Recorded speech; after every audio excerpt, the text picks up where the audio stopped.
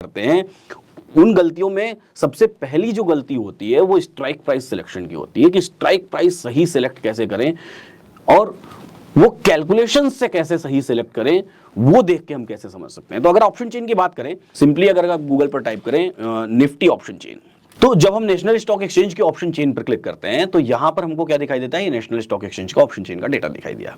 अब बहुत सारे हमारे व्यूअर्स ऐसे हो सकते हैं जो हो सकता है कि पहली बार अपनी लाइफ में इस डेटा को देख रहे हो, बहुत सारे ऐसे लोग होंगे जो इसको रेगुलरली देखते होंगे, बहुत सारे ऐसे लोग होंगे जो ये सोचते होंगे कि ये दिन के लास्ट में अपडेट होता है, होते हैं, और बहुत सारे ऐसे लोग होंगे जिनको ये पता होगा कि ये एवरी 3 मिनट्स में अपडेट हो जाता है, हर 3 मिनट में अपडेट हो जाता है। तो चाहे जो भी हो, ऑप्शन चेन को देखने का अपना एक तरीका होता है, किसी भी ट्रेड को समझने का अपना एक तरीका होता है। जब मैं ऑप्शन चेन देखता हूं या जब मैं बात करता हूं ऑप्शन चेन की, तो मैं चाहता हूं कि हम इस ऑप्शन चेन को पार्ट्स में देखना और समझना शुरू करें। पार्ट्स में देखने और समझने का मतलब यह है कि सबसे पहली जो हम लोग शुरुआत करेंगे ये इन स्ट्राइक प्राइसेस से करेंगे कि कोई भी ऑप्शन चेन जब आप देख रहे हैं तो आपको लेफ्ट हैंड साइड पे कॉल्स का डेटा दिखाई दे रहा है, राइट हैंड साइड पर पुट्स का डेटा दिखाई दे रहा है, और बीच में हमको दिखाई दे रही है सारी की सारी स्ट्राइक प्राइसेस। ये स्ट्राइक प्राइसेस को मैं क्या मान के चलता हूं, मेरी थ्योरीज में इन स्ट्राइक प्राइसेस को मैं मान के चलता हूं एक स्टेज, पड़ाव, आपका एक पॉज है। इन स्ट्राइक प्राइसेस पर मार्केट रुकता है, हर एक स्ट्राइक प्राइस पर। ये स्ट्राइक प्राइस हर एक स्टॉक में स्पेसिफिक नंबर्स के बाद आती है, जैसे निफ्टी में 50 पॉइंट्स के बाद आती है, बैंक निफ्टी में 100 पॉइंट्स के बाद आती है। अब यहां से जब हम शुरू करते हैं इन नंबर्स को देखना, तो बहुत सारे इंडियन ऑप्शन चेन क्या है, Indian option chain buyer specific है, मतलब बायर्स को ये ज्यादा अट्रैक्टिव लगता है क्योंकि सस्ते प्रीमियम्स मिलते हैं, वो खरीदते हैं, भले ही वो प्रीमियम्स बाद में नुकसान हो जाता है, क्या हो जाता है वो that is different thing, but वो बायर्स स्पेसिफिक लगता है। राइटर्स पैसा कमा रहे हैं बट बायर्स ज्यादा अट्रैक्ट होते हैं ऐसे बाजार से। तो जब हम कॉल साइड में देखते हैं तो नॉर्मली एक जो कॉमन मैन बायर है ना, कॉमन मैन सोचता है कि अगर कॉल साइड में देख रहा हूं तो इसका मतलब कि बाजार को बुलिश होना है, तो मुझे कॉल साइड देखना चाहिए कि मुझे अगर मैं बाइंग करने का सोच रहा हूं तो, और जो बेरिश वाला है जो नीचे बेचने का सोच रहा है वो पुट साइड मुझे देखना चाहिए, तो मुझे पता चलेगा कि बाजार बेरिश होगा। बट ऑप्शन चेन कैसा होता है ना, ये ठीक इसका उल्टा होता है। अगर आप बेचने का मार्केट में सोच रहे हो तो आपको इस तरफ ध्यान देना है, और अगर आप खरीदने का मार्केट में सोच रहे हो तो आपको उस तरफ ध्यान देना है, पुट साइड में, क्योंकि वो जो पुट के राइटर्स हैं वो राइटिंग करेंगे तो वो बेसिकली बुलिश मार्केट की तरफ जाएगा मार्केट, और ये जो कॉल के राइटर्स हैं जब ये राइटिंग करेंगे तो बेसिकली मार्केट नीचे डाउनवर्ड्स जाएगा।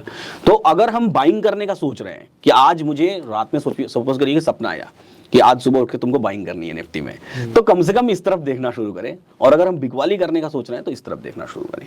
अब यहीं से बातों की शुरुआत होती है। एक स्टोरी है, एक कहानी है कि मैं इस ऑप्शन चेन को कैसे देखता हूं। मैं इस ऑप्शन चेन को स्पेसिफिक इमेजिन करता हूं, एक इमेजिनेशन यहां पर करता हूं। इमेजिनेशन कैसे करता हूं, अगर मैं यहां पर, हाँ बिल्कुल आप यूज कीजिए। तो अगर हम इस ऑप्शन चेन को देखें तो यहां पर मैं एक इमेजिनेशन करता हूं। क्या इमेजिनेशन करता हूं, एक इमेजिनरी लाइन की इमेजिनेशन करता हूं। वही मेरा सबसे पहला कॉन्सेप्ट भी है, मेरी थ्योरी भी है कि इस बाजार में लाइन मतलब आप चार्ट पे लाइन प्लॉट कर नहीं, मैं इस ऑप्शन चेन पे लाइन प्लॉट इसी पे लाइन प्लॉट हाँ, इस पे एक लाइन प्लॉट कर रहा हूं। ठीक है। वो लाइन मैं कैसे प्लॉट करूंगा, वो मैं इमेजिन करूंगा, उसको मैं इमेजिनरी लाइन बोलता हूं। इमेजिनेशन करूंगा किसकी, यहां पर एक लाइन होगी, अभी आपको भी ये इमेजिनेशन करनी है। वो लाइन कहां से इमेजिनेशन करनी है, ज्यादातर लोग जब ऑप्शंस को देखते हैं या समझते हैं तो ज्यादातर लोग ऑप्शंस को रिलेट करते हैं फ्यूचर से, राइट, कि ये फ्यूचर से रिलेटेड है। बट मैं क्या सोचता हूं, मैं सोचता हूं कि ऑप्शन और फ्यूचर दो बच्चे हैं स्पॉट के। ठीक है, स्पॉट से जनरेट होता है फ्यूचर और स्पॉट से ही जनरेट होता है ऑप्शन। बिल्कुल ठीक है। तो मैं ऑप्शन को रिलेट करता हूं स्पॉट से। तो जब आप नेशनल स्टॉक एक्सचेंज के ऑप्शन चेन पर देखेंगे ना, तो बेसिकली ये फ्यूचर से रिलेट करती है, और फ्यूचर के स्पेसिफिक आपको आउट ऑफ द मनी और इन द मनी, वो कॉन्सेप्ट अभी मैं सिखा दूंगा कैसा होता है, वो फ्यूचर से स्पेसिफिक होती है, रिलेट करती है फ्यूचर के प्राइसेस से।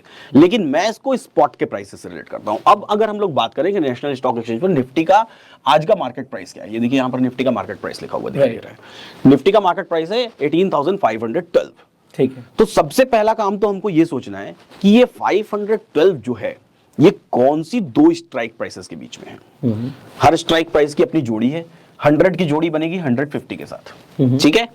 150 की जोड़ी फिर से बन जाएगी किसके साथ, 200 के साथ। ठीक बात। ऐसे करते करते जब हम आएंगे तो हमको पता चलेगा कि 500 की जोड़ी बनी है 550 के साथ, और ये जो लाइन में इमेजिन कर रहा हूं ये इन्हीं दोनों के बीच में इमेजिन कर रहा हूं। ओके, ठीक है, this is my imaginary line. Okay, यहां पे मैं इमेजिन कर रहा हूं कि एक लाइन है। अब मेरा ये ऑप्शन चेन 4 पार्ट्स में डिवाइड हो गया।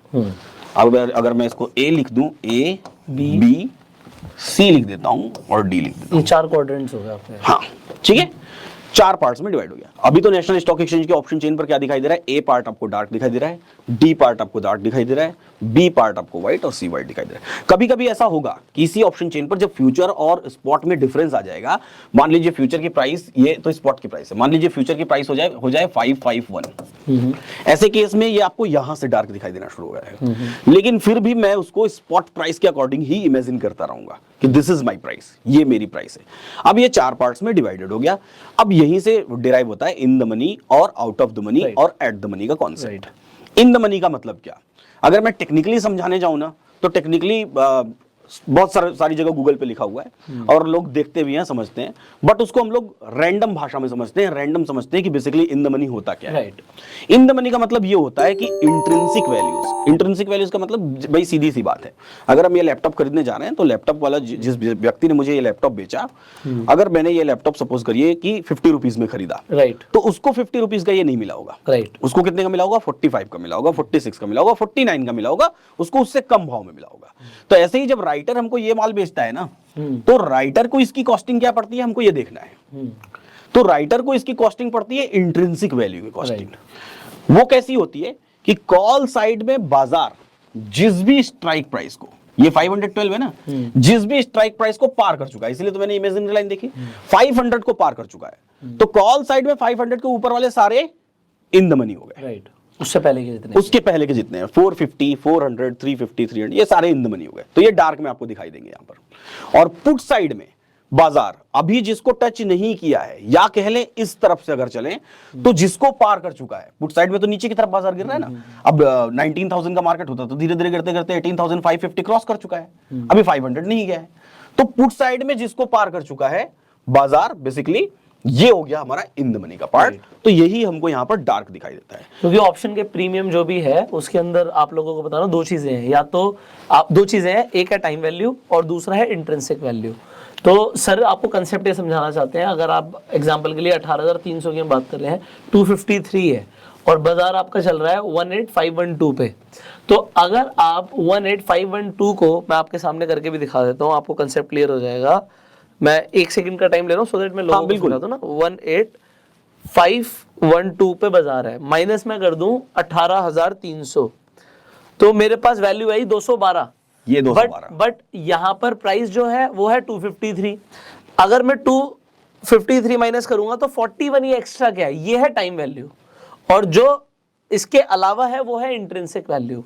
तो 41 रुपीज ये प्रीमियम अभी के लिए महंगा है, महंगा कह लो, या फिर बायर जो खरीद रहा है वो 41 रुपीज एक्स्ट्रा दे रहा है। सीधी भाषा में समझाते हैं, एकदम सीधी भाषा में, भाई साहब ये इतना कमीशन है राइटर का, कमीशन है, आप ही समझ लो। अब ऐसा समझो कि आप यहाँ पर राइटर का अगर कमीशन 41 रुपीज है, तो फिर अगर 350 पे देखें तो 350 पे भी आपको सेम वही intrinsic value plus time value, time value कह लें, एक्सट्रिंसिक वैल्यू कह लें। एक्चुअली दोषी तो थीटा को माना जाता है, लेकिन है उसके पीछे बहुत सारी चीजें, बदनाम थीटा है अकेला। तो अब यहाँ पे ऐसे ही बात करें 500 से, सीधा सीधा आराम से समझने के लिए ऑडियंस को सीधी कैलकुलेशन, 500 से 512 कितने रुपए ऊपर, 12 रुपए ऊपर, 12 रुपीज। तो 12 रुपीज तो हुआ आपका, और बचा जो 90 रुपीज वो किसका, राइटर का। मतलब राइटर आपसे यहां खुले खुले बोल रहा है, भाई साहब मैं 90 रुपए लेने के लिए यहां पर एलिजिबल हूं, खरीदना है तो खरीदो, नहीं खरीदना है तो मत खरीदो। हमको उसको समझना जरूरी है। अब यहां पर एक बड़ी मजेदार स्टोरी मैं आपको बताता हूं। मजेदार स्टोरी ये है कि हम लोग इसको क्लीन कर लेते हैं, और मजेदार स्टोरी ये है कि ये हो गई हमारी इमेजिनरी लाइन, सॉरी ठीक है, ये हो गई हमारी इमेजिनरी लाइन। ठीक है, आपने भी सुनी होगी शायद वो स्टोरी, फिर भी मैं आपको सुनाता हूँ, सुनी होगी तो बताइएगा।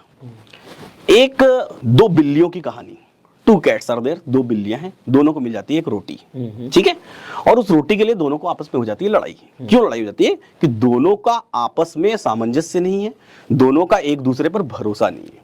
अब इस लड़ाई में दोनों पहुंचती है एक चालाक बंदर के पास। बंदर कहता है मेरे पास तराजू है, मैं इस तराजू पर रोटी को तौल दूंगा और ठीक ठीक बराबर बराबर तुमको दे दूंगा। बिल्लियां बड़ी खुश कि चलो ठीक है।